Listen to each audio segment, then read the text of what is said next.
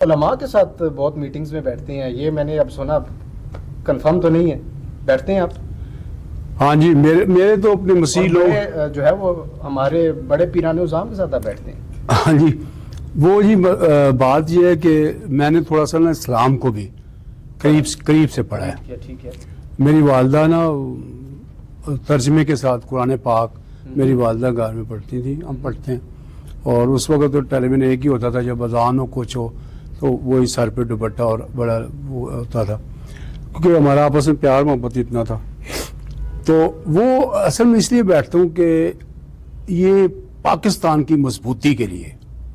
انتہائی ضروری ہے کہ ہم جو مذاہب اور اسلامی کتابوں کے ماننے والے ہیں، چونکہ اسلام میں بھی محبت، بھائی چارہ، اور میں تو ویسے کبھی معاف کیجیے کہہ رہا ہوں، حضور پاک صلی اللہ علیہ وسلم کی اس سیرت کو، میں تو سیرت کانفرنسز پہ بھی جاتا ہوں، مجھے اسپیشل خطاب کے لیے بلایا جاتا ہے۔ ہاں جی، میں بڑے بڑے اہل تشریح بھی مجھے بلاتے ہیں، اہل سنت بھی بلاتے ہیں، اور یہ دربار عالیہ عیدگاہ شریف جو ہے وہ میرا گھر ہے۔ اچھا، عیدگاہ شریف۔ ہاں جی، پھر نقیب الرحمان صاحب نے مجھے اپنا چھوٹا بھائی بنایا ہوا ہے۔ میں نے آج ہمارے ڈی سی آفس میں میٹنگ تھی، علماء بیٹھے تھے سارے، میں نے کہا اسلام کو سیکھنا ہے نا، محبت کو، تو آپ جائیں عیدگاہ شریف جائیں۔ میں نے جو اسلام سیکھا ہے، آپ عقیدت رکھتے ہیں؟ عقیدت اس لیے، برا نہ منانا، عقیدت اس لیے کہ میں جب انجیل کو پڑھتا ہوں اور میں ان کا رویہ دیکھتا ہوں، ان کا دیکھتا ہوں، تو مجھے تو کوئی فرق ہی نہیں نظر آتا۔ ہم تو ایسے ہی اسلام کے خلاف بات کر رہے ہوتے ہیں، تو اصل میں تو عیدگاہ شریف جائیں تو اصل میں اسلام کا تو اس وقت پتہ چلتا ہے جتنی محبت وہ ہے۔ آپ حیران ہوں گے کہ پیر صاحب دنیا یورپ میں جا کے امریکہ میں گوروں کو مسلمان کر رہے ہیں، اور میں نے ایک دن بس غلطی کر لی ان سے، اتنے سال کی رفاقت، چھوٹا بھائی بنایا، تو 1 to 1 ہم ایک جگہ مطلب علیحدہ کمرے میں بیٹھے تھے، تو میں نے گستاخی کر دی، ایسی پتہ نہیں لاڈ میں کہہ دی، میں کہ حضرت وہ آپ اتنا پیار کرتے ہیں، سب کچھ کرتے ہیں، 24 گھنٹے دروازے میرے لیے کھلے ہیں، کوئی اپوائنٹمنٹ نہیں ہے، آپ نے آج تک مجھے دعوت ہی نہیں دی اسلام کی۔ انہوں نے میری طرف دیکھا، خاموش رہے، بڑے پیر صاحب نقیب الرحمان، پھر نقیب الرحمان، ٹھیک ہے، خاموش رہے، اور وہ خود امریکہ یورپ جا کے مسلمان کرتے ہیں گوروں کو۔ جی، اب ان کا طریقہ کار کیوں نہیں دی، یہ طریقہ کار آپ ان کو دیکھیں، تو یہ ہے اصل میں اسلام کی روح۔ حضور پاک صلی اللہ علیہ وسلم جو ہیں، انہوں نے بھی اپنی زمینی خدمت جو تھی نا ان کی،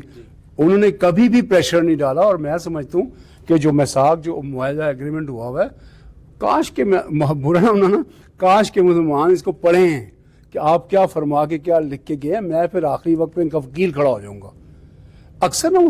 علماء مجھے کہتے ہیں یہ آپ کیسے کہتے ہیں، ہم تو لڑ رہے ہیں، میں کہتے ہیں میں چاہتا ہوں اسلامی شریعت آئے، اس ملک میں اسلامی شریعت آ جائے، شریعہ لا آ جائے۔ کہتے ہیں ہم تو آپس میں لڑ رہے ہیں، کرسچنوں کو کیسے کہہ رہے ہیں؟ اس لیے کہ مجھے پتا ہے کہ میرے اگر حقوق ملیں گے تو وہ اسلامک شریعہ لا میں ملیں گے، اگر تو سچے کوئی فالوور ہیں ان کے ماننے کو۔ انہوں نے کہا تھا کہ پھر اس وقت میں وکیل بن کے کھڑا ہو جاؤں گا، چونکہ جتنے اقلیتوں کے حق ہیں نا، وہ کہتے ہیں ہر مسلمان پر یہ فرض ہے کہ اس ریاست کے اندر جو غیر مسلم ہیں ان کی حفاظت۔ میں تو علماء کو کہتا ہوں مجھے اچھا لگتا ہے یار، پولیس والے کھڑے رہتے ہیں کلاشن کو، علماء کھڑے ہوں، داڑیاں لے کھڑے ہوں، ہمارے بھائی اندر عبادت کر رہے ہیں، چرچ کے باہر کھڑے ہوں، کیا نقشہ ہی بدل جائے دنیا کا۔ میں بیرون ملک جاتا ہوں، میں آپ کی اجازت سے تھوڑا سا ایڈ کر دوں، امریکہ جاؤں، کسی جگہ جاؤں، ان کے جھنڈے ہوتے ہیں، میں اپنا جھنڈا ساتھ، اور پاکستان کے لیے دعا، گوروں سے بھی آمین کروانی ہے، مطلب میری یہ ضد ہے کہ میں اپنے پاکستان کے لیے دعا میں نے کرنی ہی کرنی، اعلیٰ حکمرانوں کے لیے، مذہبی اداروں کے لیے، سب کے لیے۔ تو یہ میں نے انجیل مقدس میں سیکھا ہے۔ تھوڑا میرا بیان اس لیے لمبا ہوا ہے کہ یہ میری تربیت ایسی ہوئی ہے کہ میں علماء کے درمیان بیٹھتا ہوں، سیکھتا بھی ہوں، اور آج تک مجھے کسی جگہ کوئی اپوزیشن نہیں ملی۔